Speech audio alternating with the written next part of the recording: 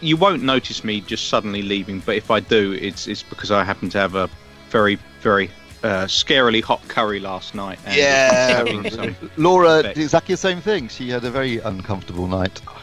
I went round Iceland and they had a Carolina Reaper curry. Yes. They had us scarily hot, and I just thought, I can take that.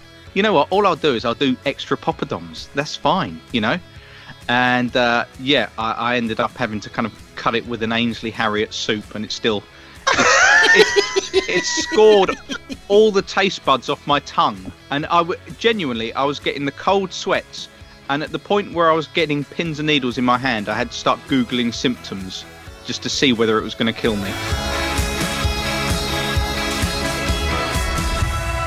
Hello and welcome to the AVForums podcast for Monday the 8th of October. More curry news in a bit. Joining me on this edition are Steve Withers. I protected you in high school, now I'm going to kick your little ass. Ed Selley. You came. And Mark Botwright. Strawberries. Welcome back. We had a bit of a holiday. I hope you didn't miss us too much.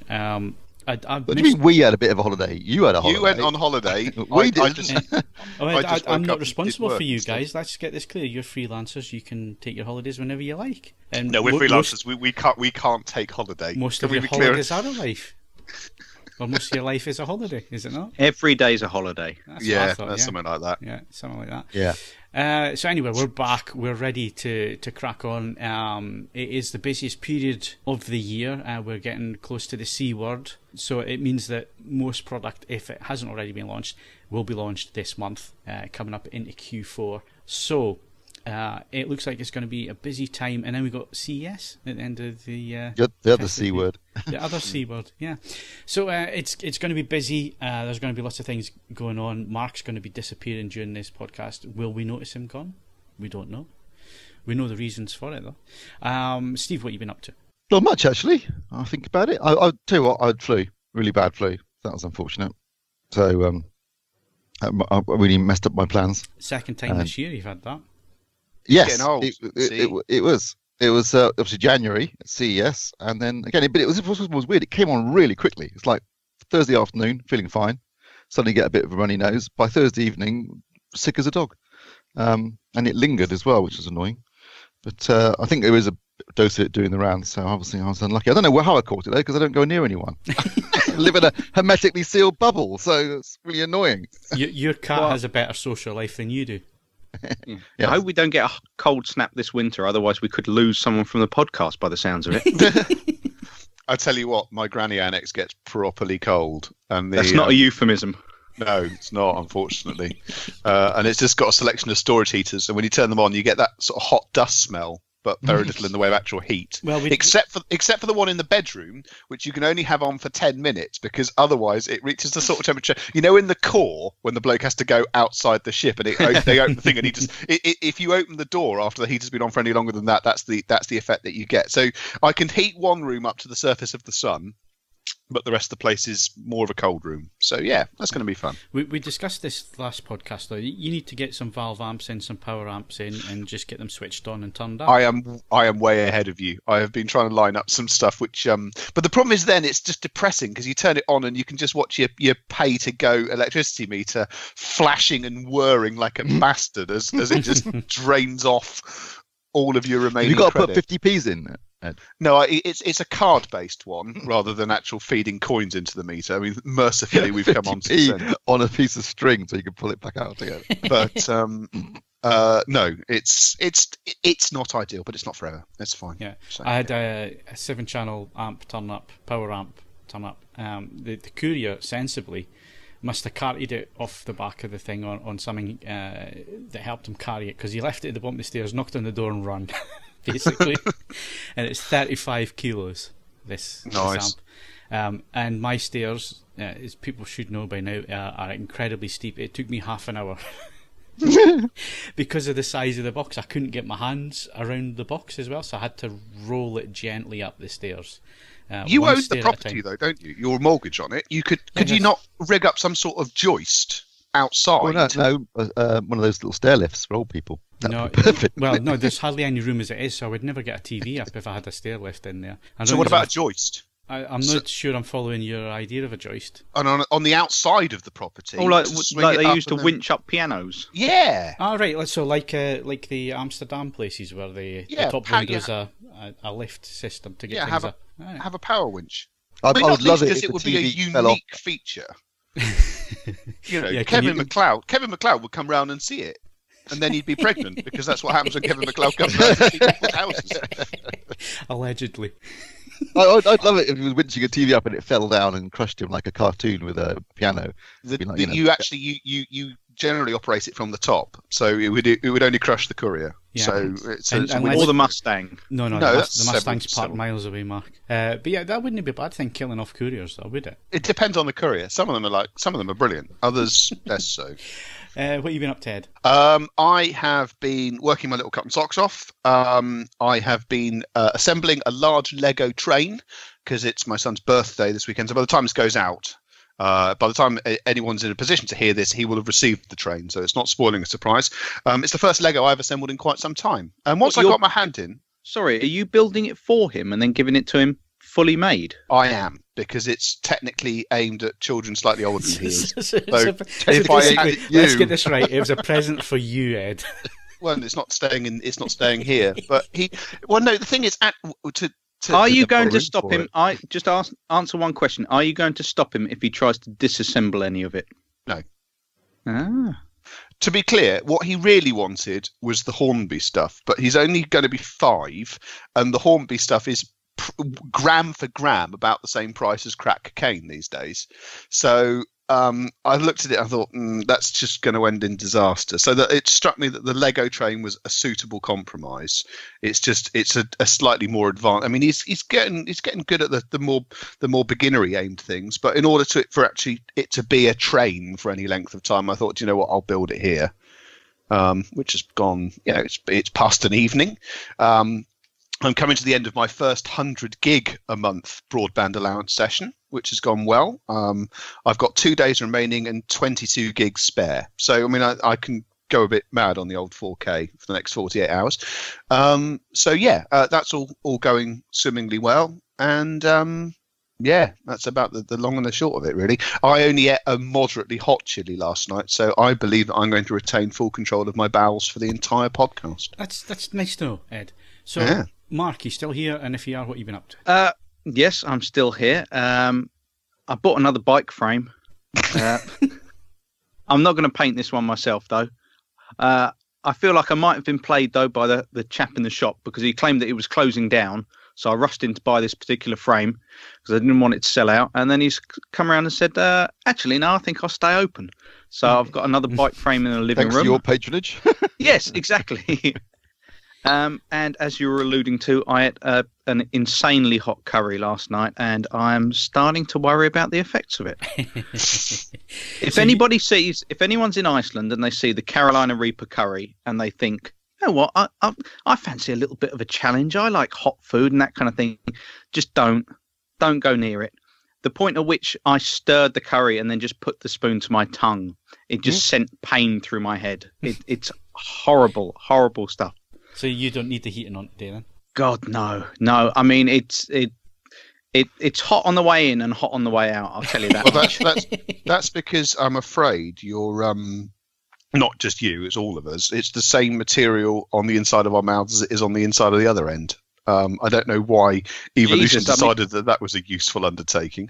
I mean, I've seen what it's done to my tongue, so I don't want to think what it. You're going to be nice and clean on the inside. Ring of fire. So anyway, getting back to these bikes, Mark. You've never told us what type they are. Are they mountain bikes, BMX? No, they're beach cruisers. I don't even know what that is. No, it's kind of they're custom bikes, like a grifter. No, not really. The old kind of cantilever frame, like the style that they would have in like kind of 40s, 50s America, that kind of thing. And people do kind of custom bikes and things like that. So yeah, you can get all kinds of kind of mad frames and things like that. But there was one particular one that I wanted, and I didn't want it to sell out because there's nowhere else, I think, in the UK that's currently selling them. So I rushed down there, got all my money out, and now I'm sat looking at it in my living room. Good. Good. Oh, I mean, Yeah, yes, good. It is good, isn't it? I'm trying to come up with interesting ways. I'm been Googling ways to store bikes inside and things like that, and the way that people hook them up to the wall. Wall mount them, yeah. That's what I was thinking. Okay. So obviously the dark nights are starting to come in now. I mean, I'm closing the blinds at 6:30, 7 o'clock these days. So what have you got lined up for the winter, Mark? You're the type of person that goes and does pottery and that kind of thing. Have you booked yourself into any classes for the winter? Well, just this month I'm going to be learning Krav Maga, so my hands are going to be lethal weapons. And I'm also going to go on a hat making course as well. Okay. Krav Maga is an interesting one, isn't it? Because there's none of this sort of high artistry. You know, if the most logical thing to do is to beat someone to death with a bar stool, it goes. You know, the line sort of follows. You beat them to death with a bar stool. Yeah, there's no kind of energy core and that kind of thing. You're not reinforcing anyone's chakra. You're just beating them to death with a bar stool. Yeah, exactly. Nice, excellent. Right, we're all cut up. We all know what we're doing. I was obviously on holiday last weekend. Yeah, it was great. Fantastic. Some nice photos. We'll say that. Oh well, thank you very much, Ed. Where did you go? Strathire, which is just north of Callander, which is just north of Stirling. So sort of smack bang in the middle of just above the central area of Scotland, as you're heading up towards the Highlands. So it was really nice. Nice Good. Weather as well for the week. We only got rained on once or twice, so it wasn't too bad. They don't get the midge attacks there, do they? Not this time of the year, which is obviously why we go at this time of the year. Don't go during the summer. Because you'll get eaten to death, basically, especially through some of the forests that I went walking through. You couldn't do that in the height of summer and without getting bitten. So, yeah, this time of the year they've all died off because you're starting to get your first frosts in the morning now, so it kind of kills them all off. So, no, we didn't have any issues with that. It was nice. Right, competitions. What can we win, Mark? Okie dokie.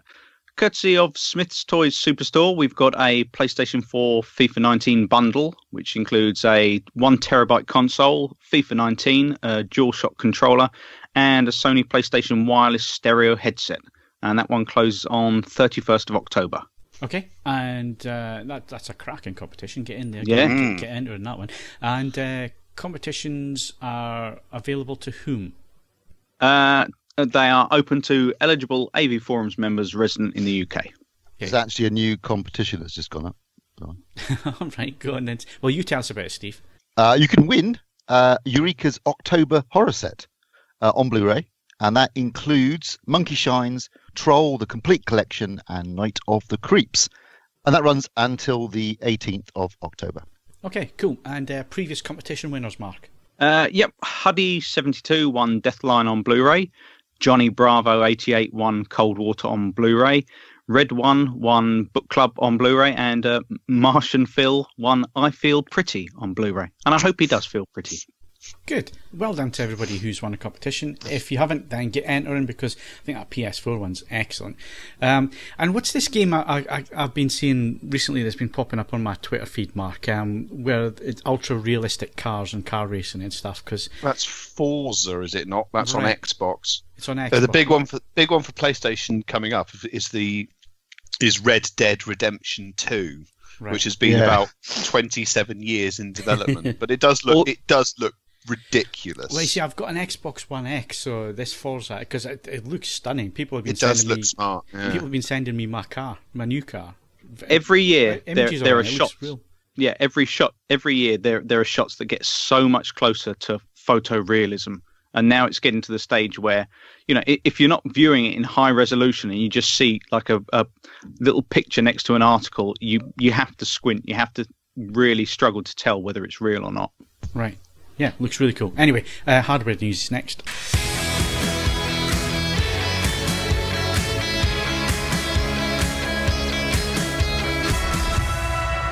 Okay, so do we do TVs or do we do soundbars first? Because we could do either. Yeah, let's do TVs, because we've got lots of TVs coming through. So AF9 is incoming. That's Sony's new OLED Master Series. Should be getting that next week. But this week I've been spending time with the LG B8 OLED TV. So this is their entry-level OLED TV. It runs on the Alpha 7 processor from last year, although it has been tweaked a little bit. Yeah, it's not exactly compared the same to the B7, so it's not exactly the same. But it's not the Alpha 9 line which the C8 and above run on. So is there any major differences? That's the first question I want you to answer straight away. You know, are there any visible differences between the two because of the different processors? And to answer that question really quickly, there are, but they're very, very subtle. Very subtle indeed. In fact, I was surprised at how subtle it is. I mean, in terms of the C8, you get better gradation performance, and I bet it's like really subtle differences, and contouring's a little bit better. So what I mean by that is, if you got the same shade of green in it, and it varies in hue slightly, it looks a little bit less contoury on the C8 compared to the B8. But apart from that, and some technical issues like it won't run higher frame rate and HDR material at the same time, there are very, very little differences between. And doesn't support the 3D LUTs on the... I was going to come to that, when we get into the colour accuracy side of things, it doesn't run the same lookup tables, and it doesn't do the calm and autocal. But apart from that, there's £500 difference. And I'm going to say this up front before we get into any details. For me, £500 still a hell of a lot of money for the very subtle upgrade you're going to get going to the C8. So it makes it a really, really tough decision. Do you go with the B8? Do you go with the C8? Or technically, because I've got 3 owners on this podcast, do you go and pick up a B7 for £1,100? Don't tell me that. So I've been thinking about this conclusion. I still haven't written the conclusion. It'll be written by the time this podcast goes out, because hopefully the review will be up over the weekend. But it's made the conclusion really, really difficult, because I don't think there's a £500 difference between the B8 and the C8. I guess the only thing is that if you want the latest and greatest, you go with the C8, and it's a great all-rounder, and it's probably going to be our all-rounder of the year when it comes to TV of the year, because it genuinely does everything. But so does the B8. It just runs on a different chip. There's no difference in terms of smart TV. There's no difference in terms of timing, because I've run them both side by side. When you click a button, it's instantaneous. It'll do what you want. If you're in one app, say Netflix, and you want to go to Amazon, and you click on Amazon, it does it instantly. There's no crashing, there's no hang-ups, and both TVs run about the same in terms of speed. I didn't notice any differences that I would put down as a con on the part of the B8.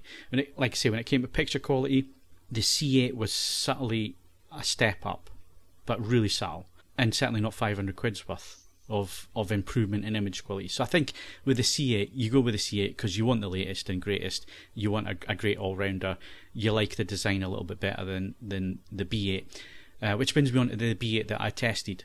It is the B8S. Now, I'd never heard of the B8S until it turned up. And this TV was provided by Crampton & Moore, and thank you very much to Crampton & Moore for providing the TV. It was a brand new boxed retail sample. I had the pleasure of taking off the covering on the screen. You know, you get that satisfying noise as you take the plastic covering off the screens. It's kind of like a mobile phone, but on a huge surface, and it's really satisfying when you do that. So it's actually absolutely brand spanking new TV from Crampton & Moore. Thank you very much for them. Their details will be in the review. If you're in the market for a new TV, we would appreciate it if you at least gave them first chance to supply the TV to you. So yeah, it's cracking value for money. It's £1,499, so a pound under £1,500 at normal retail. Have a look around the internet, have a look at Crampton Moore site. You may get it cheaper. For me, it is amazing value for money, and it's at the point now where, and I was thinking this across, maybe you're the same, Steve. LED LCD TVs have their place. There's some cracking models out there, but what they can't do is they can't do the same with black levels and shadow detail that you get from an OLED. So they will go brighter. There's no doubt about that, but they just don't have the same dynamic range, and it's really, really difficult to explain this without sounding like you're favouring one technology over the other. We totally get it. With the two different technologies, if you've got a really bright room, you're probably better off with an LCD LED TV, because you're not going to get the benefits of the really low light performance that an OLED can give you. But the human eye is designed in such a way that we see more in the shadows, just through natural selection rather than anything else. You have to see what's coming up for you. Our eyes are really, really good at that. They're really good at low level, low light situations where we can see into the shadows and so on. Whereas if you put up a brightness pattern of, say, 70 IRE, 80 IRE, and I was asked to ask you to move away, don't look at the TV, and then look back at the TV, and I've changed it to 100 IRE, you wouldn't notice the difference. No. But if I was to do that with 10 IRE to 30 IRE, you would notice a difference. Because that's the way our eyes work, and it's the way they're designed to work. And that really works with OLED technology, because OLED really can show you just above black details, shadow details, and so on. It gives the image so much more depth. And when you look at that kind of picture quality for 1,400 quid, and this is assuming that you have the environment in which they use the OLED TV. Let's face it, most normal living rooms should be fine for an OLED TV. We're just talking about really, really bright rooms where an LED LCD would be more fitting.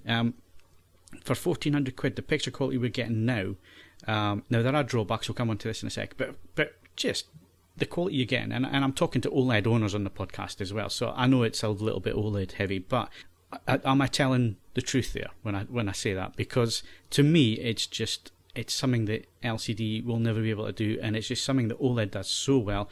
It just adds so much more to the image quality. And the prices we're talking about now: 1,100 quid for a B7, 1,499 for a B8, and 1,999 for a C8 OLED TV. And there's other manufacturers out there in the same ballpark in terms of price wise as well. I think we're kind of spoiled at the moment, which has made the conclusion really difficult. There are caveats, I think, to this. Now, I have to do this as someone who's never owned any form of LCD television. I went straight from plasma to OLED. I know that essentially a lot of, for certain applications, just the sheer balls out vibrancy that some of the 4K LED TVs can generate is going to be compelling.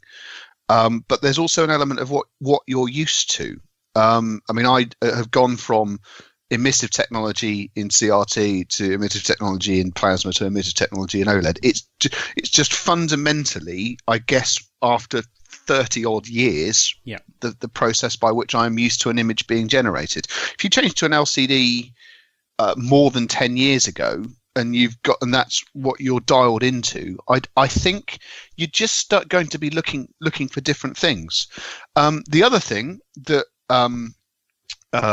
my father would feel would remiss if it wasn't pointed out is what's now, in my probably worthless opinion, holding back OLED from a greater challenge is that the fact is that the smallest one is 55 inches. Now, they've done a cracking job. Almost all of that is screen. There's not very much television beyond the panel itself. But nonetheless, my dad was, looking over the B7, lurking at the end of my granite, and he goes, "There's no way I can accommodate a television that size." Yeah. There has to now, essentially, the next move from the panel producers has to be a smaller panel. Otherwise, essentially, it's going to be missing. A number of people will go, well, the quality arguments are fine. It's just too large. Yeah, and there's technical limitations as to why that's the case.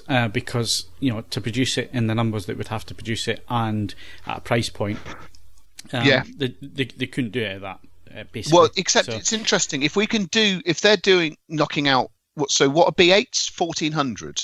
Honestly, I'm going to make a completely groundless claim here.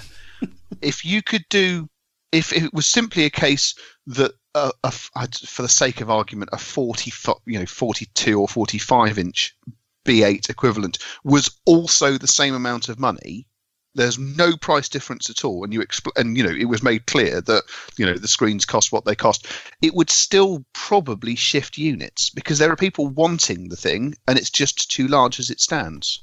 Yeah, it's definitely an argument, and it's a valid argument out there that starting at 55 is a big screen size for a lot of people in the generation that you're talking about there, because my parents are the same. However, my mum made a really interesting comment, because there was a 50-inch TV in this place that we stayed in recently when we were on holiday, and she says we need to get a bigger screen. And we need a bigger TV. Yeah, and they've got a 37-inch Panasonic plasma. I can't remember it's a 720p plasma. They've had it Is that courtesy of you? No, they bought it, but obviously I told them which one to buy. But yeah, they've had that a long time. It is a valid argument there. Now, there are downsides to OLED. So we've been bigging it up quite a bit up till now, and it is great when it comes to picture quality. If you're into watching movies and so on, I think it is the technology to be watching. I would even argue that you get better HDR, more consistent HDR, more consistent image level at HDR from an OLED than you do from an LCD TV. An LCD TV is brighter, it's more in your face, I can see the appeal of it. But I'll come back to the point I made earlier. It's all about shadows and in the blacks and so on. That gives you the depth to the image. That gives you that immersive contrast and dynamic range. And you only get that from an OLED experience. So if it's HDR movies, absolutely, I think OLED is still the choice. Now, the downsides are, Steve, image retention. Have you any image retention on your TV? No, not at all. I mean, I've seen occasionally, on OLED TVs, I've seen a little bit of image retention from a high contrast test pattern when I've been doing testing and stuff like that, or calibrating, and it's been up there for a while. It goes away, though, fairly quickly, but I haven't ever seen any image retention from actually just watching normal TV programs. Obviously, I'm careful. I wouldn't leave it with a static image and go off for half an hour and come back, but which is something I wouldn't have any problem doing at all in LCD television. Yeah. But yes, in my experience so far, I haven't. As long as you're careful, I don't think it's an issue. I mean, theoretically, it could happen. This was something that I was worried about, given that I play a lot of games. And then you've got static displays up on games for a long period of time. Have you had any problems, Mark? I've had absolutely none. Right. And I was genuinely worried because you would get lots of things. You've got the HUD elements, you've got little kind of mini maps in the corner of a screen, which will have against a darker background, will have absolutely bright white outlines around them. And that's kind of, that's almost designed to leave image retention. That's a perfect test, having that up for kind of half an hour while you're playing a game. But I don't know whether it's just the fact that they're now so much better with this kind of thing, or just the fact that, you think that these things are on screen for a long period of time. But if you consider the amount of times that you will change between, you'll have a cutscene in a game, or you'll pause a game, or those kind of things, it breaks it up. So you're probably only having it on screen for kind of, 10, 15 minute chunks at a time, but that's still enough to give it a decent test as to whether you're going to get any. And I have seen absolutely none, and I was fully expecting to see just a hint here and there. Now, there are some technologies out there, you're quite right to point out, Mark, that there are mitigating stuff out there that tries to mitigate the issue. Sony went a little bit too aggressive with that with the AF8 because it dimmed the entire image, started to dim. Yeah, that was crazy.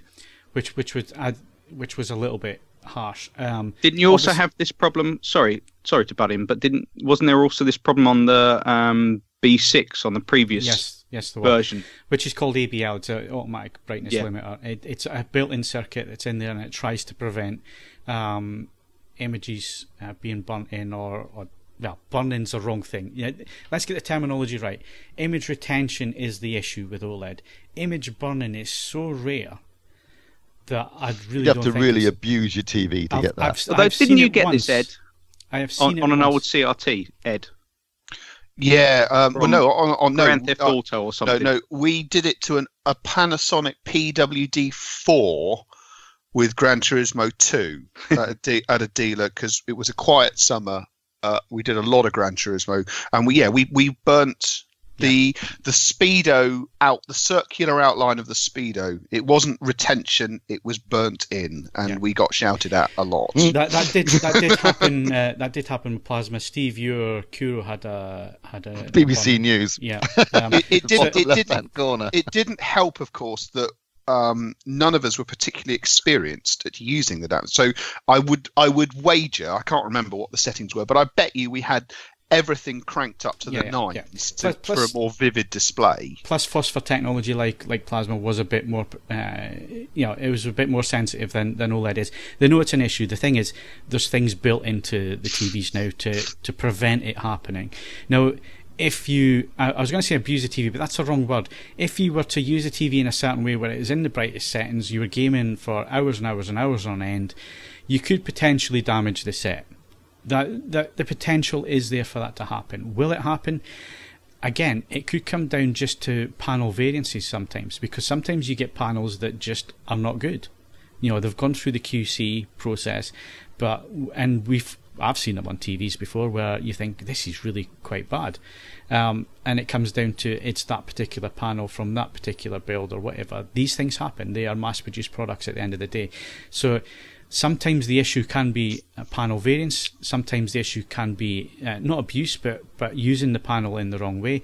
If you're going to use it as a normal TV, I don't see any issues with image retention. It will happen if you watch CNN with their bright red logo, or you watch BBC with their bright red logo for 12 hours a day in the brightest vivid mode. You're asking for problems. Even in cinema mode doing that, I wouldn't do it for 12 hours because you are asking for problems. But as soon as you're aware that that is the case, but your potential viewing is movies and you want the best from that and you want the black levels and everything else, OLED is the technology for you. And at the prices that the B8 and C8 and the B7 from last year are at, I think it's a no-brainer. If you want a 55-inch or bigger screen, and you're really into your movies, you like to watch in the evening with a big sound system and everything else, and you don't have the room for a projector, get an OLED. I think that's the conclusion that we can draw from that. If you're a gamer, if you game for 12 hours a day or whatever, you like bright, vivid images, or you're a TV viewer and you like bright, vivid images, and you've always got the lights on, or it's a bright environment, or it's just a living room where lots of people watch lots of different things on the TV and so on. An LCD is probably a better TV for you, because in those respects you're going to have people that are sitting using the TV with the lights on and everything else, and they're going to be gaming for hours on end and so on. Now that doesn't mean that you can't do that with an OLED TV. You can, but you could then run into the issues of image retention and so on. But at the same time, you can sit and watch movies on an LED LCD TV. We're not saying that that's not the case. It's just if you're watching in the same environment that you would watch an OLED for movies, you're going to start seeing the technical limitations of the LED LCD, such as local dimming and so on, haloing. If you're sitting slightly off axis, you're going to notice those issues even more. Yeah, if it's a lower down model, you're going to see light pooling. If it's an edge lit TV, especially with HDR material, which is something that I think gets glossed over in lots of places where I read about the technology, that nobody's thinking about edge lit TVs. They are not good for HDR, are they, Steve? I mean, they're a waste of time for HDR. Basically. So we're trying to be as balanced as possible, but at the same time, it's a knockout TV, and I've probably spent too long talking about it now, but the review will be up. All the details are in there. Go and have a look at the review. I think it's a really, really difficult decision just deciding which one to go for, because, like I say, within the LG range, you've got 3 potentials there, 1 from last year, 2 from this year. Panasonic, if you like your movies and you like your accuracy, boy, does the Panasonic look good. It doesn't do Dolby Vision. That might be an issue for you, but it's a cracking TV. I've got the Philips TVs turning up. I'm sure they're going to be really, really good as well. They're OLED TVs. Like I say, Sony AF9 coming up. It's going to be a cracking TV. First Sony TV to have a CMS in it. First Sony TV to work with Calman as well, Steve. So that looks like an interesting set. Will Android still be the pig that it has been on the previous TVs, and will that hold it back? It'll be interesting to see, because there's a new processor. So yeah, lots of good technology coming along. We're trying to be as balanced as we can, but if you're a movie viewer and you want the best, I think OLED has it in the bag, and I don't think I'm going to get any arguments on this podcast about that. No, I mean, yeah, picture quality wise. No, I mean, yeah. There's your tagline. No, yes, because picture quality wise, OLED is the top for me. And like you say, with HDR, yes, it isn't as inherently bright as an LCD television, but because it's doing it at a pixel level, as more precision, very small highlights can be approaching 1,000 nits, which is what a lot of content's created at anyway. And obviously you've got the really deep blacks and the shadow detail, and when you combine that together, that's a very wide dynamic range. And yes, LCD TVs with a very bright overall image. So say, I don't know, like a snowfield or something like that, where that's going to, an OLED might struggle a little bit, because you're talking about a full field white pattern at that point. An LCD might have the edge. But when it comes to the precision and the small little highlights, which is what HDR is really about, it's not about a very bright overall image, but about bright elements within an image, as you would see in real life. Then that's where the pixel precision, because you're talking about essentially a TV with 8 million dimming zones on an OLED TV. So no matter how many, even the Hisense U9A, which is 1,000 zones, that's still nothing compared to 8 million on an OLED TV, and that's where the benefits come in, I think. Yeah, and that was an argument that certainly I used to use back in the days of plasma as well. All LED and LCD LEDs are trying to do is do what the plasma is doing and have 8 million odd, dimming zones. It just makes such a big difference. Anyway, we're going to move off TVs now because we spent far too much time on this podcast on it, but like I say, I've mentioned what's coming up for review, so we've got plenty of time talking about the latest TVs, so there'll be more in the podcast coming. So Steve's now going to talk about soundbars, because you've been inundated with these things recently. You've had loads and loads and loads of them through for review, not just for AVForums but other people, but you've now built up such a portfolio of what's available that you are the soundbar master. Soundbar whisperer. Yeah, soundbar whisperer. Yeah, no, I have seen a few, mostly at the sort of higher end of the market, has to be said. But I've already talked on this podcast about the Samson HW-N950, which is the only soundbar that's available that you can buy that supports both DTS:X and Dolby Atmos, but also delivers a genuine 5.1.4 experience, because it has wireless rear speakers with built-in upward firing drivers. So you've got front, left, and right, front top, rear top, and rear surrounds, and also there's some sort of side firing drivers as well to give it a bit more width at the front. And that's the only one that does that. So if that's what you want, if you want both immersive audio formats, and if you want genuine immersive experience, then that's the one to go for. Now, a lot of people I see on the forums are going like, is it better than AVR? I'm not saying it's better than an AVR. But you would struggle to buy an AVR and speaker package that can deliver 5.1.4 for anything approaching £1,499. And obviously, depending on who you are, it's a lot easier to install. It's just a soundbar at the front. You put your rear speakers at the rear. Obviously, remember, you've got to plug them in, even though they are wireless. And then you've got your sub, and you're done. So it's easier. It's a lot tidier, and probably more intuitive to a lot of people. And it's probably around about.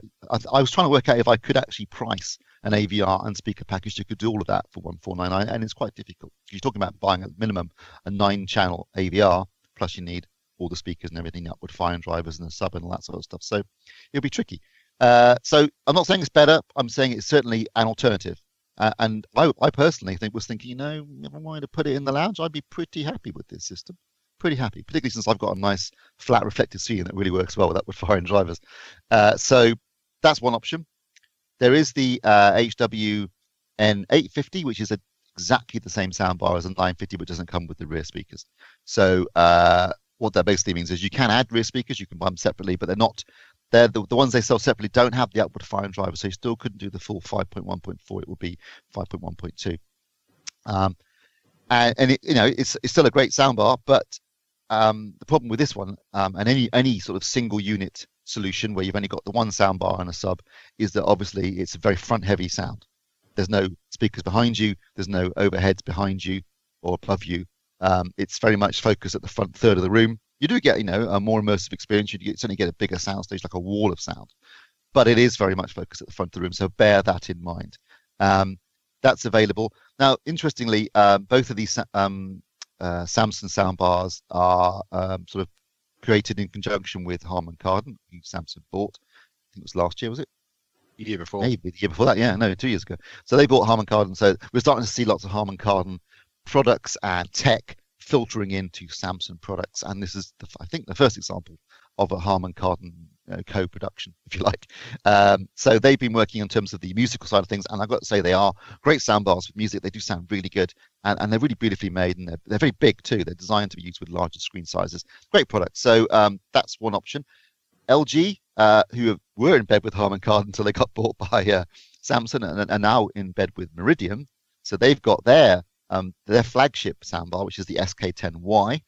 That's got that delivers they say it delivers a 7.1.2 system, but basically it's got upward firing drivers built into the soundbar. It's got side firing drivers for a bit of width. It's got the front 3 channels, and it's also got a sub.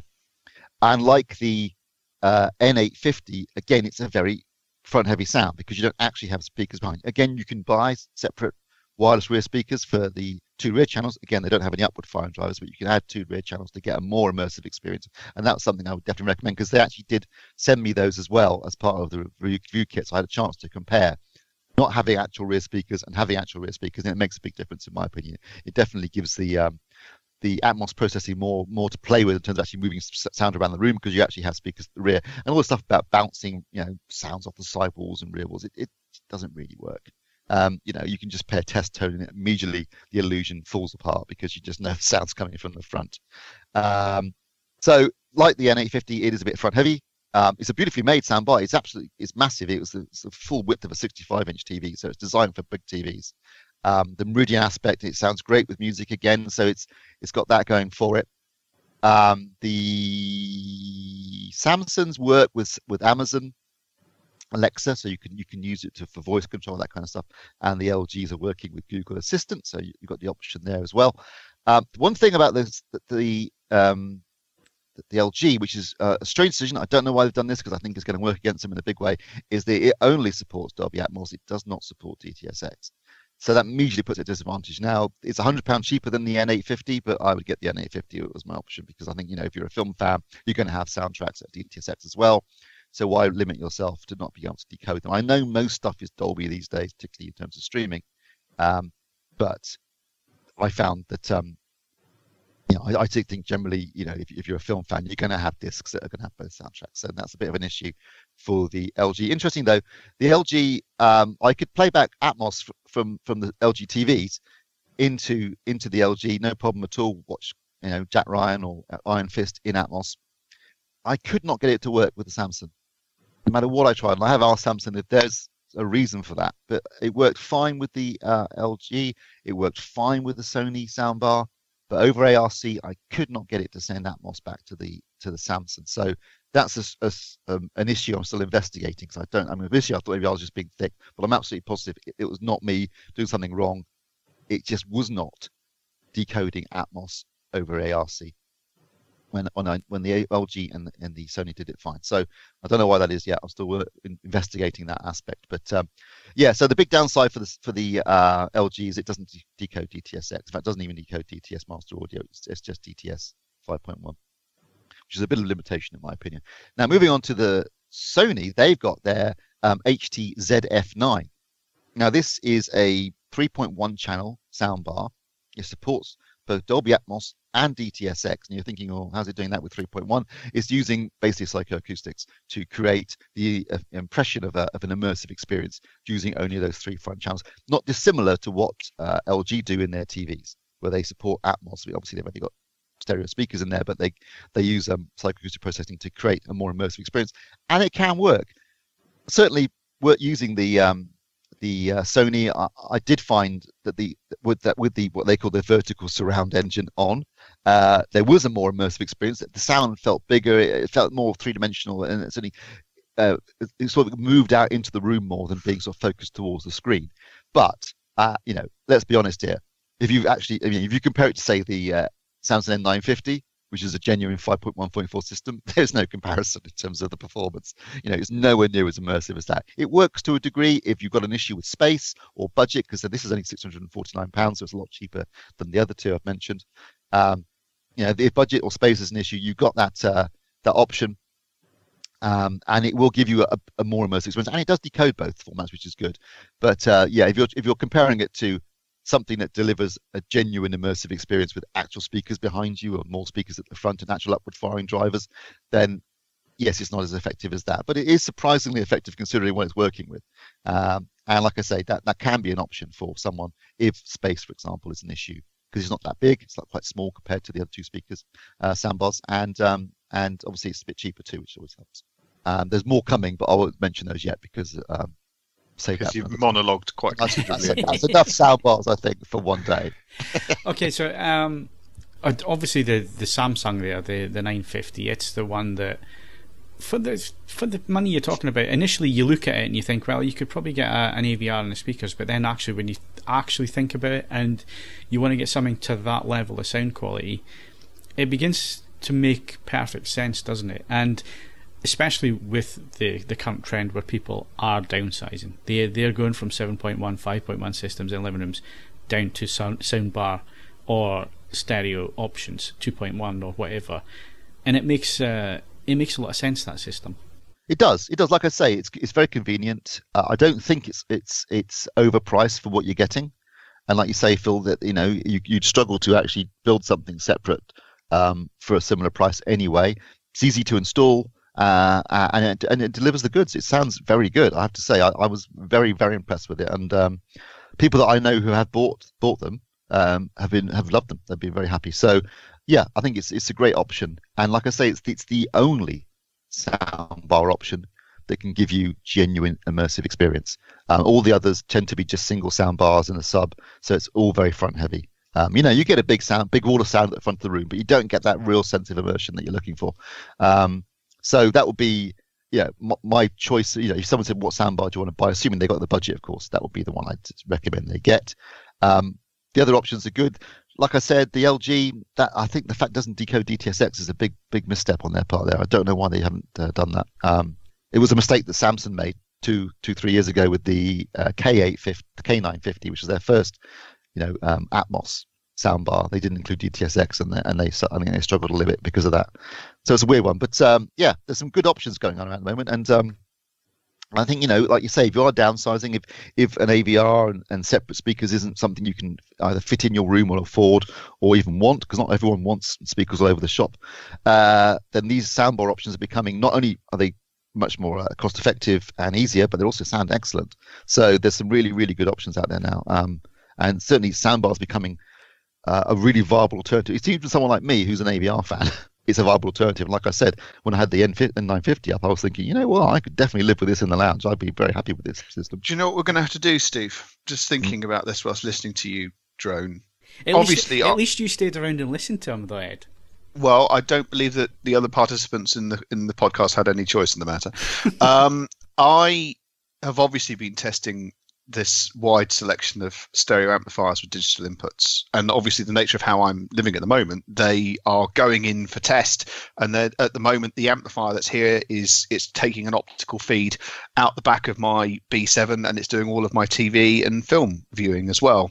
I think we're going to have to set 2 or 3 budgets points, and you find your best soundbar and I find the best amp speaker combo for each of them, and we're going to have to work out which one, because obviously you're going to have things like immersive surround and stuff like that, which I can't match, but then we can play some music and we can do other things and see, because it's got to the point where, as Phil says, lots of people are downsizing, and I personally, but I am always on the hi-fi side of things, I personally would go compact stereo amp with digital inputs and a pair of loudspeakers. That's right all the way down to the sort of £300-400 point. So I think it would be genuinely interesting if we could. I mean, obviously we can't do it. I can't do it in my current abode. But if we could work out a means of actually running a set of comparisons, I think the results would be genuinely interesting, especially if we just dragged some impartial press ganged some people to work out what the thoughts were. The way you pitched it, though, made it sound like a daytime TV show. Well, absolutely. If we could get Dion Dublin on board. I'll tell you what, I want to be the music supervisor. Yeah, not a chance. That's it's my idea. I'm doing it. But no, as I say, you're absolutely right. People are moving. There is a move away from AVRs, and I think there are pros and cons to both approaches. And I think it would be genuinely interesting, not least because I just don't have as much experience of testing the sound. I do not know what they can do in music terms, but equally, I dare say you haven't watched films recently just in plain old stereo. Yeah, true. It's interesting, Steve. Do you want to tell people in what direction you've gone recently with purchase? Yes. Well, I after many years, I have to say, I felt it was time to update my speakers in my home cinema. So I've gone for M&K S150s, which are the little brothers to the ones you're using, Phil, which are the 300s, aren't they? Yeah. S150s at the front, and then the 150 ST tripole for sides and rears. Because basically, I felt I needed a more neutral sound, something that was more precise for testing and before I've been using B&Ws. And I love B&Ws, but they do have a signature sound, don't they? So I've decided to go in that direction instead. And I've got to say, because I reviewed some S150s quite recently for another publication, and I was gobsmacked how good they were. So I just thought it's time to. I've been banging on about them for years. I know you have. I know you have. There's no substitution Do you know what? for trying it yourself. You know what? Part of it was also that they've dropped those god awful ugly foam bits on the front. Yeah. Well, because I actually like the look of them. I think they look really nice. Yeah. Apart from the foam bits. Yeah. Well, the 300s are like that, or you can stick them on. They're in the box. So if you want to stick them on, you can stick them on. Oh, they've still got them there. They're in the box. Still got them. They're in the box. But I'm running them without, because I think the dispersion works perfectly fine in my room. But yeah, they are a class speaker, absolutely. And if you're looking for the neutral thing, which is why I think they suit reviewers, if you've got AVRs coming in from all different brands or whatever, they're a good speaker in the sense of they give you back exactly what is there. Which is something that I know that you, Ed, are not a fan of, because you would rather have something that is more complementary to the sources that you're putting through. So yeah, it's a weird one. I mean, I have to accept that the neat speakers I use in particular induce coloration, but I've lived with them for so long, I know what that coloration is, and it's fine. But as you know, we'll be covering in pieces for the magazine going forwards. The website going forwards. There's more than one way to skin a cat with hi-fi. So yeah, it takes a slightly different approach. Yeah, we weren't going to talk about stand mount speakers, but we're going to move that to next week, because I don't think they'll get published this week anyway. So we can talk about them next week. But it is the beginning of the month. Yeah. So we need to do last month's. What was last month? September. We need to do September's album vinyl release and playlist of the month, please, Ed. Yes, it was after forgetting August altogether. September was an absolutely barnstorming month for music. I've got to say, you sent me quite a few links to go and try out and try new albums, and I think 3 of the 4 that you sent me, I am in love with them. I've added them to my daily playlist. They've been absolutely superb. There was only one that I didn't really get on with. Yeah, but that's because you just don't take enough mind-altering chemicals, I suspect, for that last one. Right. This has taken a lot of deliberating, cogitating, and digesting. But my album of the month, as distinct from vinyl release of the month, is the effort from Orbital. There were a couple of other things that were hovering around in contention, but Monsters Exist by Orbital is an absolutely brilliant piece of a brilliant return. Essentially, it's received some criticism, which I think is fair, that it doesn't necessarily break any new ground for the brothers. And I've got to say that there are a couple of tracks. For me personally, there's a couple of tracks there that don't quite get up to the standard as well. I think to be fair, for me that's every Orbital album ever.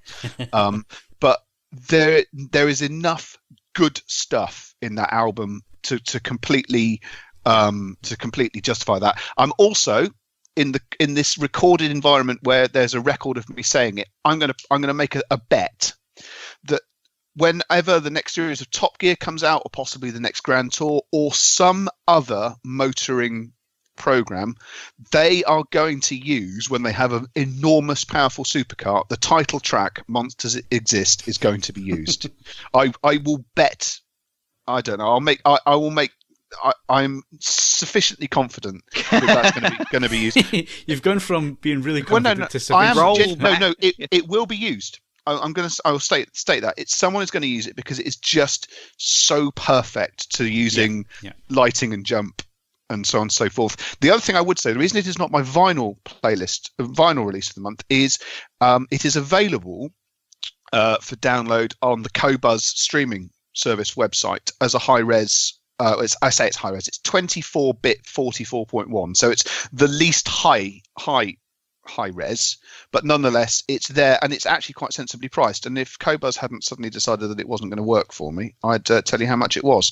But that would be my recommendation as just a general thing, and obviously it's on all of the streaming services, and you can listen to it as is.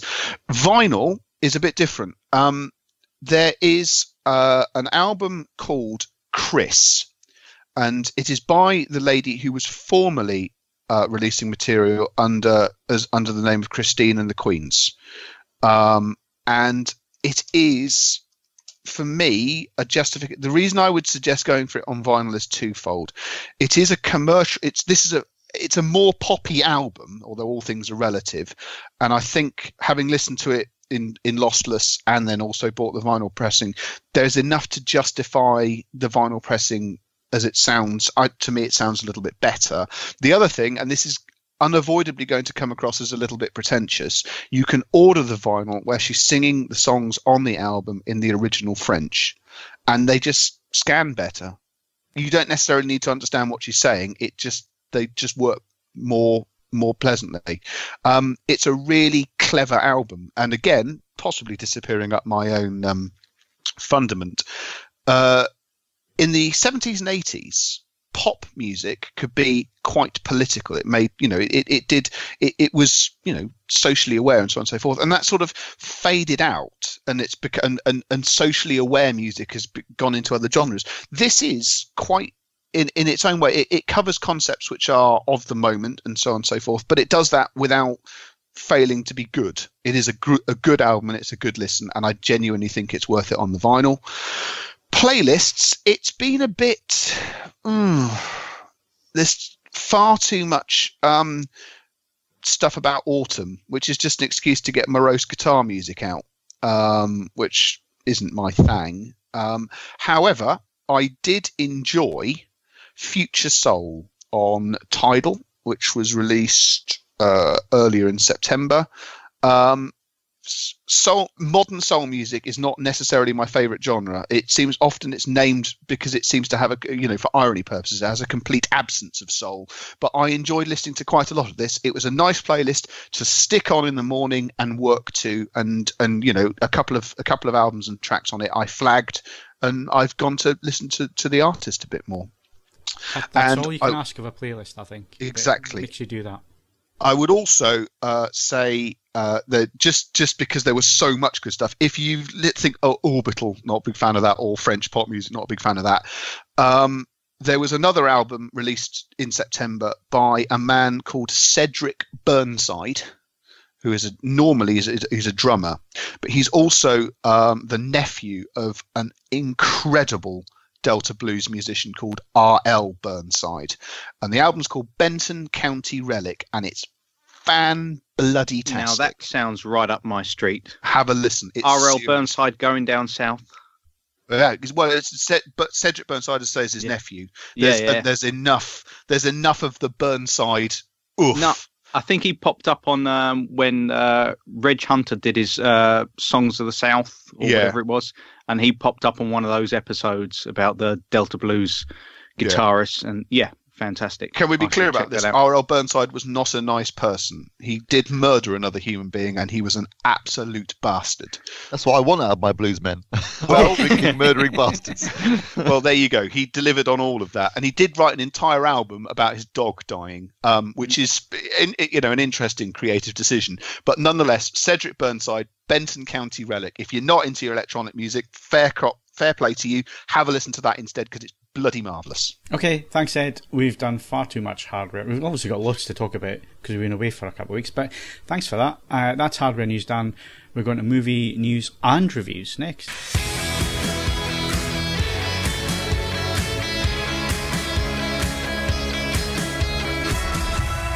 Right, so like I say, movie news and reviews, because Steve went to the cinema, didn't you, Steve? No, I didn't.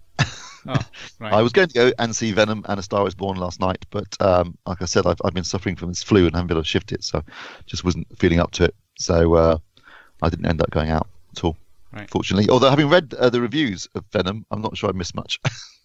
Yeah, I do still fancy A Star Is Born, though. That looks really I do. good. I fancy seeing that, and I fancy like you. I'm just too busy this week. I had planned to go and see them, but then other things have cropped up and all the rest of it, and I just haven't had a chance before the podcast. So we might get around to reviewing them next week. Because is there anything big coming out this week, Steve? Yes. Oh yes, there is. Oh yes, there is a massive film coming out. I'm definitely going to see it at the cinema. Yes. If you can see it in IMAX, apparently, I recommend that highly. But First Man, which is the story of Neil Armstrong, and starring Ryan Gosling as Neil Armstrong, directed by Damien Chazelle, who worked together on La La Land previously. I've seen the trailers and some clips from this and some background, some behind-the-scenes footage and that sort of stuff. And this just looks absolutely incredible. The level of detail and accuracy they've gone to is amazing. I'm a bit of a NASA, Apollo nut. So I mean, this.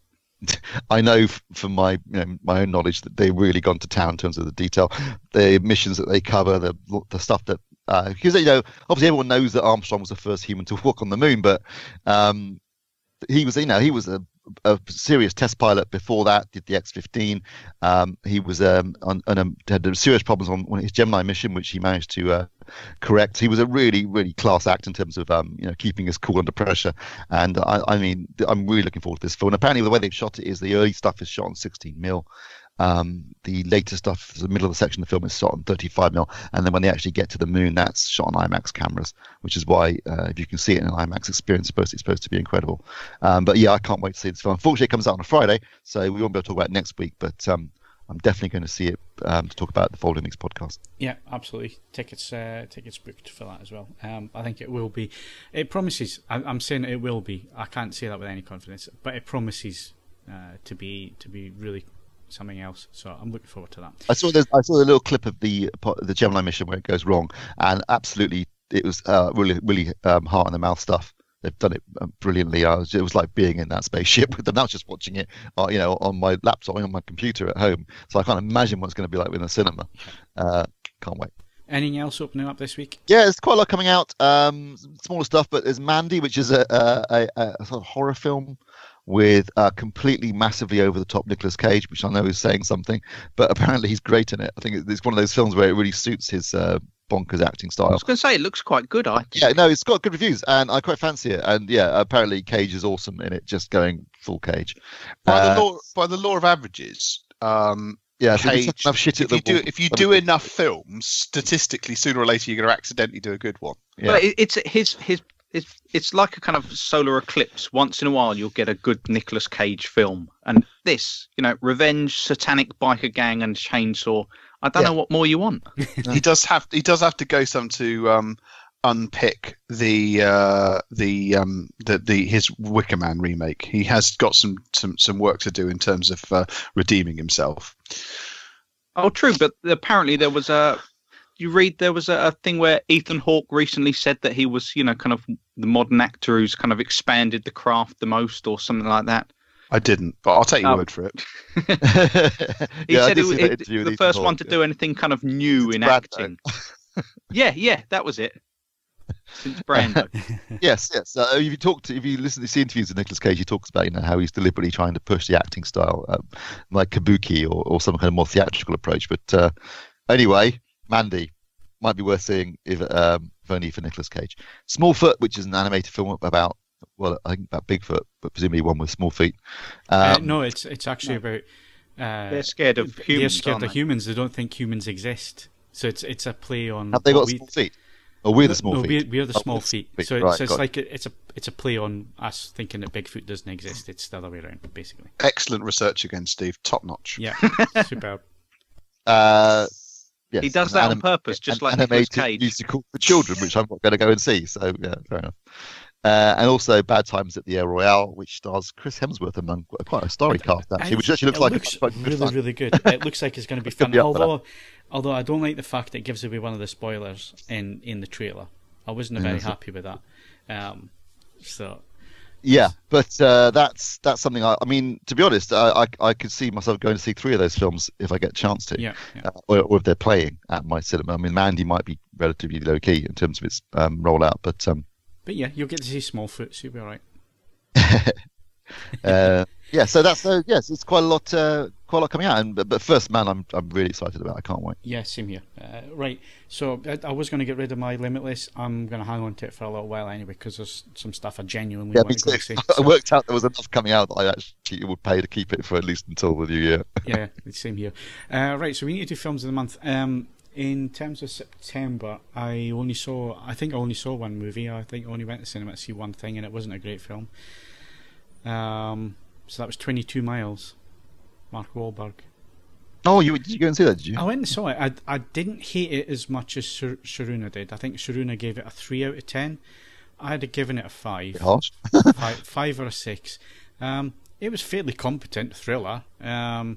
It's one of these, you know, they're a spy team and they've got to get a witness across town to the airport, and the locals are after them and that kind of thing. So it's a bit of a... I think it's 22 miles to the airport. It's 22 miles to the airport, yeah. It's it's cliched to hell. It's, you know what you're going to get. But for me, I thought it went along fast enough. Marky Mark's all right as an actor. I don't dislike him. So for me, it passed an hour and a half, 2 hours in the cinema. Like I say, mediocre 5, 6. It wasn't a great film, but it wasn't as bad as Shireen, I thought. But that's the only thing I went to the cinema to see in September that I can remember anyway. So best and worst then? Yeah, basically. I'm in the same boat, because the only thing I saw in September was The Predator. Definitely best and worst. Mostly worst. So I think what we can put down for September is that both myself and Steve went and saw shit movies. Or a shit movie. September was not a classic month for cinema releases, it has to be said. No, it wasn't. It's karmic balance, isn't it? I've had a great month for music, and you guys have just been watching Dross. So, yeah, I like that. It means, obviously, that if we've got good films coming out, things are going to slacken off, or maybe slacken off the music. Although I'm pretty confident that we've got a good run until Christmas now. I think there's been so much music produced, Ed, throughout the... You will find good stuff. You'll find good stuff. Yeah. I don't think you're ever going to have a bad month. Right. Okay, so if we're not going to go to the cinema, like I say, the nights are drawing in. This is movie season for us, the new projector season as well, and all the rest of it. So I know I'm going to be spending a lot of time watching discs. I've got a pile to get through, so I ain't buying anything new. But if I was, what's available, Steve? This week we've got Hereditary, which comes out on Blu-ray. Interestingly, not on 4K disc, although it is getting released on 4K disc in the States, but not in this country for some reason. But Hereditary, which is a horror film, I know I deliberately tried to avoid reading too much about it because I didn't want to spoil it in any way. I haven't seen it yet. I was going to check out the cinema, didn't get around to it. I would quite like to see this, so I might pick up the disc actually. But it's had very good reviews. It did quite well as well at the box office, I believe. So would you import it or get the Blu-ray? Yeah, I might just get the Blu-ray. Yeah, probably. Yeah, I'm not that fussed about getting it on 4K disc. Cheaper. It's a low budget, horror film. It's probably not going to make a lot of difference. So, but it does sound interesting. The reviews have been really good, and so I do fancy seeing it at some point. Also out this week is Superman the movie, the extended cut. I actually already got this. It came out in the States earlier in the year, and it's basically it's Superman. Anyone who knows the story of what happened with Superman the movie, Richard Donner shot Superman 1, Superman 2 simultaneously. Shot all of Superman 1 and about 7 of Superman 2, then got sacked. But they when they did the TV version for I think in the early 80s, just pad it out into they padded it out so they could screen it over 2 nights with adverts and everything. It was going to be like 2-hour screenings. So they basically put up almost every yard of every foot of footage that Donner shot is in this of the original Superman the movie. So it's got loads of extra scenes that aren't anywhere else. And so if you're a Superman the movie fan, as I am, it's just one of those things to pick up, because that way you've got the most complete version of the film. Obviously. Is this Blu-ray only, Steve? Yes, it's Blu-ray only. Although Superman the movie is coming out on 4K disc in November. But that's just the theatrical cut, is it? That's the theatrical cut on 4K disc in Dolby Atmos. So I will be getting that as well. But yes, no, it's interesting watching it though, because obviously some of the footage that they put in wouldn't have made the final cut because they're sort of redundant scenes and they would have been cut. It's basically like watching a work print, really. But it's just interesting if you happen to be a fan of that film. And also coming out this week is Book Club with Diane Keaton, among others, which I'm guessing isn't going to go down massively well with our readership. What are you saying? Probably not our demographic, in all honesty. Okay. Although it was a prize and someone won it this week, didn't they? Congratulations to Red One. May it be everything that you ever wanted. And don't ignore the haters. Yeah. Isn't it a film about a book club of women reading 50 Shades of Grey? That just immediately makes me want to not see it. Well, I don't know what to suggest. Appealing, does it? Let's be honest. I just don't want to watch films full stop at the moment, so I'm not the wrong person to talk to. Welcome to the Misanthropes podcast. Yeah. Right. Okay. So, disc-wise, UHD. A lot coming out this week, actually. Shutter Island, Scorsese and DiCaprio. Looney on set in a loony bin with a police investigation. And I remember guessing the twist before the opening credits had even finished. That is true, but can I just say, I do think it works better as a film than it did as a book, purely because of one key kind of thing that you can work out if you're reading it as opposed to if you're watching it. So I think in both senses, it's one of those films where you can kind of guess what's happening. Is the book written from the first person? Yeah, I think so. But the problem is spoilers here, but the anagram of the name, when you see it written down, it just becomes painfully clear that it's whereas if someone speaks it, you don't, it just glides past you. Yeah. I quite enjoy Shutter Island. Actually, it's kind of schlocky for Scorsese, but I did enjoy it, even though I worked out the twist at the beginning. It's still a fun ride.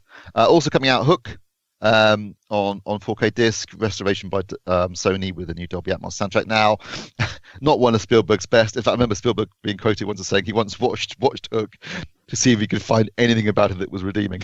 So even he admits it's crap. Hansel and Gretel, no, they're not a classic either, but that's out on 4K disc. And more interest to me, and I've already got mine. Fast and Furious, Too Fast, Too Furious, and Fast and Furious Tokyo Drift also come out. Well, that was a given, wasn't it, really? Yeah, there's a certain relentless predictability to you there with us, but, whatever blows your frock up. Right, so discs of the month. I haven't bought any in September. Like I say, I've still got a large pile to get through. I have bought quite a few. It's been a busy month. In fact, but from now to Christmas, it's pretty busy in terms of a lot of catalogue stuff coming out. But Deadpool 2, that came out this month, September, and I thoroughly enjoyed watching that in the extended cut with even more violence and jokes.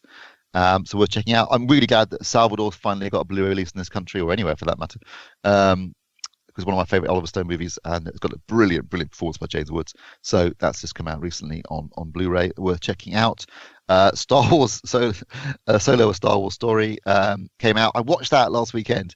My God, will someone turn a light on in that film? Honestly, the photography is just unwatchable.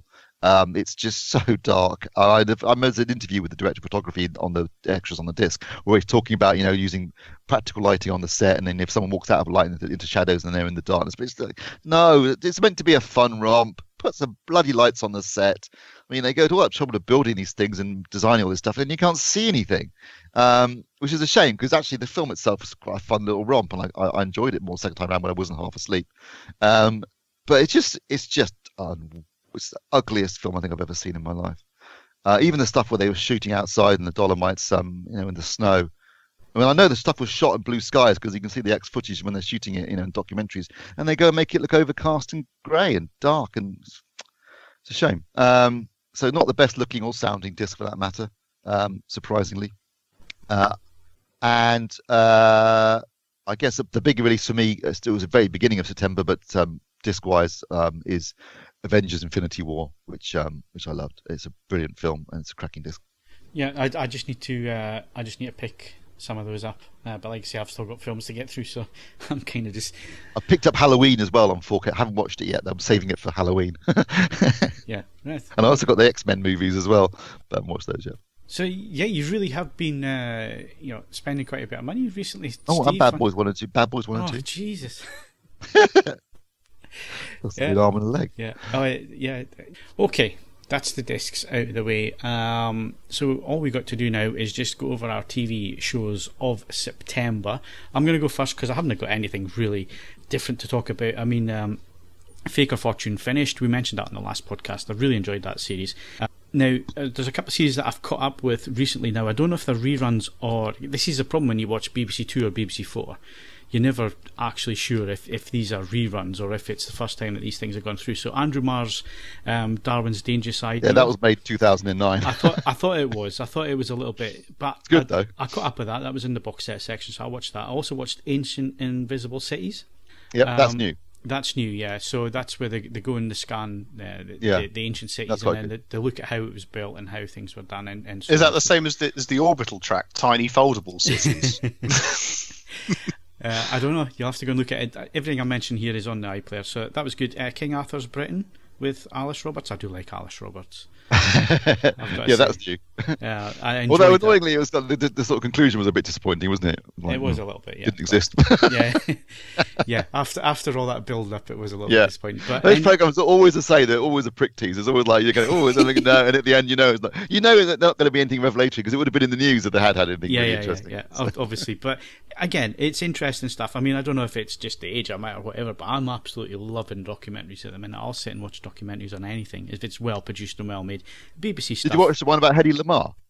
No, I haven't seen that one yet. Oh, check that one out. It's Hollywood's bombshell. Hedy Lamarr was such an interesting woman. She was gorgeous, and obviously was emigre from Austria after the Nazis came to power. But she, during World War II, she developed basically channel hopping. So torpedoes could be radio controlled, but in order that the Germans couldn't jam them, the channel would switch and change randomly. And she developed this way of doing that, and it was actually wasn't developed at the time of World War II, but later on, just after the patent had run out, the US Navy started using it. So she was kind of a genius, as well as a gorgeous actress. It's really worth watching. It's very interesting. Check that one out. Obviously, a couple of panel shows have come back, which I'm enjoying. So QI's back for another series, as is Mock of the Week. They've been really good. Go and catch up with them if you haven't seen them. And the last one I'm going to come to, because I know Ed will like this one as well. It was like a trip down memory lane for me, just given the age I am, and that this was my summer of love. Can you feel it? How dance music conquered the world. 3 episodes. And it basically covers everything from sort of the 1970s onwards, but it really does focus on the whole rave scene in the UK, the whole Summer of Love, the dance music, how it evolved, and all the rest of it. It's fantastic. If you're interested in any way or involved in any way with that scene back in the day, it's well worth watching. It was really, really interesting. So that's my roundup. And funnily enough, everything there was BBC, which kind of tells you something.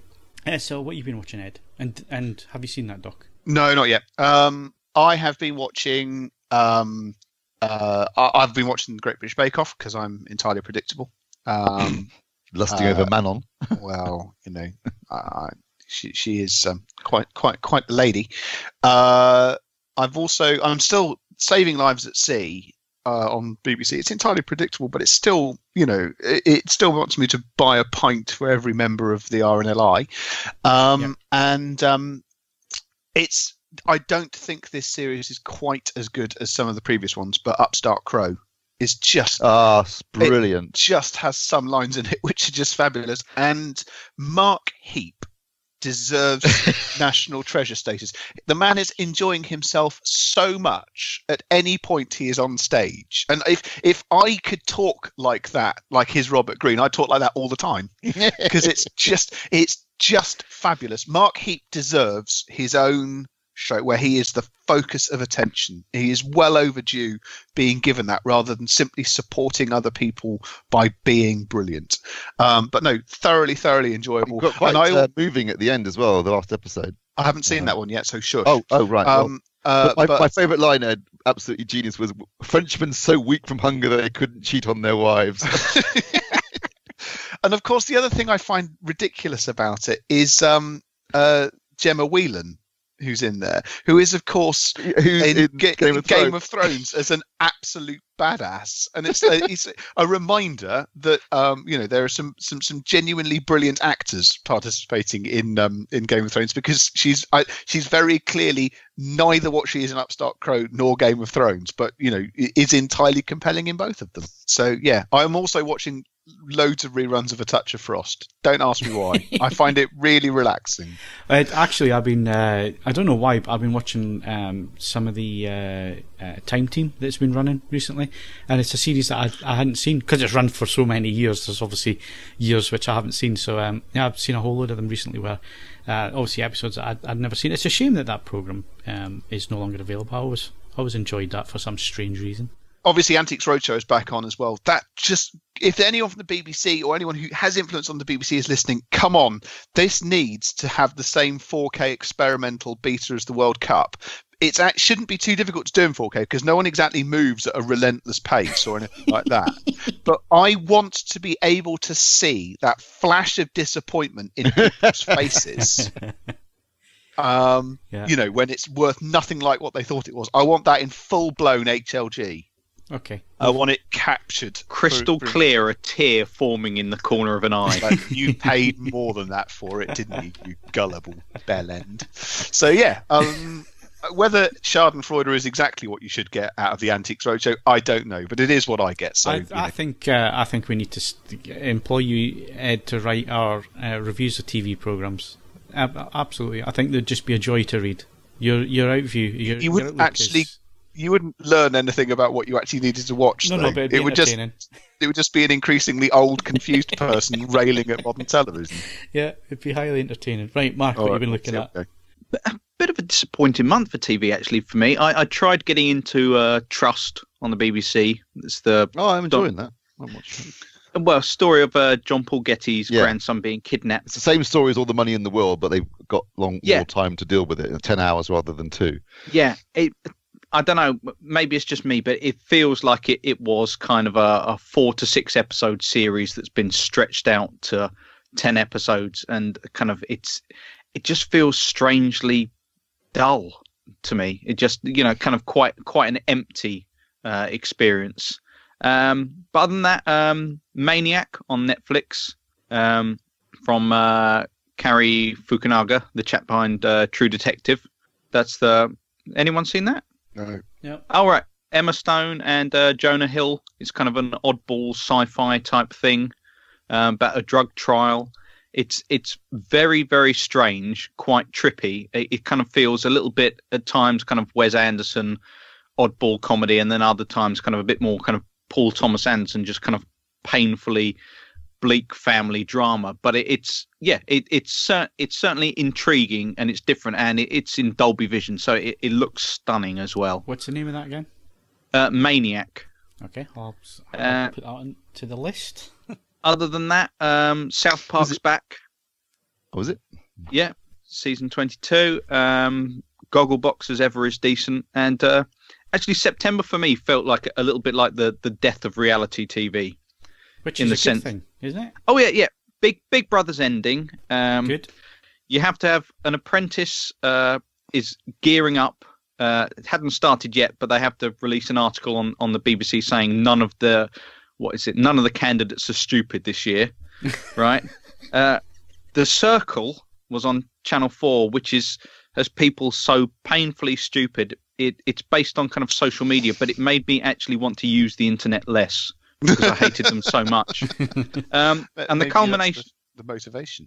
Yeah, and the culmination of it all was Celebrity Island with Bear Grylls, where I don't know if anyone's watched this, but it was car crash television, where one of the blokes from The Only Way is Essex decides, who's been a pescatarian for a whole 5 months, doesn't want anyone to eat meat, despite the fact that he stabs a stingray in the head with a spear. So he decides that he's made the pig of the island into his pet pig and calls it Colin. Meanwhile, the Muslim doctor doesn't like having a pig around camp, unsurprisingly, so he decides he'll tie it up further up the beach. And, well, maybe it's a black sense of humour, but it ends with the pig strangling itself. And I'm sorry, but the line as he runs across to it, trying to resuscitate a pig, saying, "Colin, come on, Colin," and then the doctor has to say, "Guys, I think it strangled itself." Like it decided, I can't live with these people. It was a suicide, wasn't it? Yeah, they are very clever animals. So yeah, So that's my highlight of the month. Okay, let's quickly go. I'm surprised nobody said Bodyguard yet, but maybe Steve will. Okay, Steve. No, I didn't watch Bodyguard either. Right. I'm surprised nobody's mentioned that one. I haven't seen it either, but it seems to have been the talk of everybody. I got a couple of episodes. I was going to watch it, but then by the time it got to kind of episode 2 or 3 or something like that, the spoilers were already everywhere. I kind of felt like I've missed the boat with that. You know, that's the kind of the jeopardy of new series now, which is if you try to leave it till they're done so that people can tell you, yes, they were good, you can't get away from spoilers. Right. Well, I haven't read any spoilers and so on, so I'm a little bit fresh. So well, let me tell you. No. You just keep quiet. Might watch it. Steve, what are you watching? I have been watching and really enjoying Killing Eve, which is on Saturday nights on BBC One, which is written by Phoebe Waller-Bridge. That's really good fun. And I have been watching Trust. I've been enjoying the second season of Iron Fist on Netflix, better than the first season. And I really, really enjoyed Jack Ryan on Amazon. I'm 2 episodes into that. I am enjoying it as well. It's really it's good, and it's Dolby Atmos and Dolby Vision as well. So Amazon are stepping up the game as far as quality goes. But yeah, it's basically like an 8-hour movie, and the production values are superb. So I've really enjoyed that. Upstart Crow, as Ed's mentioned, I've really enjoyed, and I'm obviously excited about this Sunday. Doctor Who is back on BBC One on Sunday evenings. Isn't that a bit strange? I mean, I'm not saying it's happened for any reason or whatever, but Doctor Who, since I was a boy, has traditionally always been a Saturday night. Saturdays. Always been a Saturday night. Now it's a Sunday. Doctor Who. What's happened to Country File? Sorry. What's happened to Country File? I mean, that was the Country File slot, wasn't it? Well, no, Country File's one of the top-rated shows on BBC, so they're not going to lose that. Maybe that's what they're going to lead into Doctor Who. It's the televisual equivalent of a warm bath. I love Country File. I don't care. I'm looking at the TV guide. Just give me a second. Where are we? So Country File is now 6:45, and then that's too early for Country File. They're messing with the classics. And then you've got Doctor Who 7:45, and then you've got Strictly at 7:45. Oh, I'm cross now. And on that bombshell, I think that's a good place to finish. You're all done with your TV roundup, aren't you, Steve? Yeah, it's been done. Okay, so that's it for the podcast. Sorry that we've gone on for so long, but obviously we've been off for 2 weeks and we've had lots to talk about, lots to catch up on. We'll be back to the normal stuff next week. My thanks to Steve Withers. It's a free country, not a rent-free country. Ed Selley. I like being bad, it makes me happy. And Mark Botwright. Good riddance. Don't forget, you can follow us on Twitter and Facebook, bookmark AVForums for latest reviews and news and videos. And of course, leave us a 5-star rating on iTunes, but only if you enjoyed the show. I'm Phil Hinton. Thank you very much for listening, and we'll see you again next week.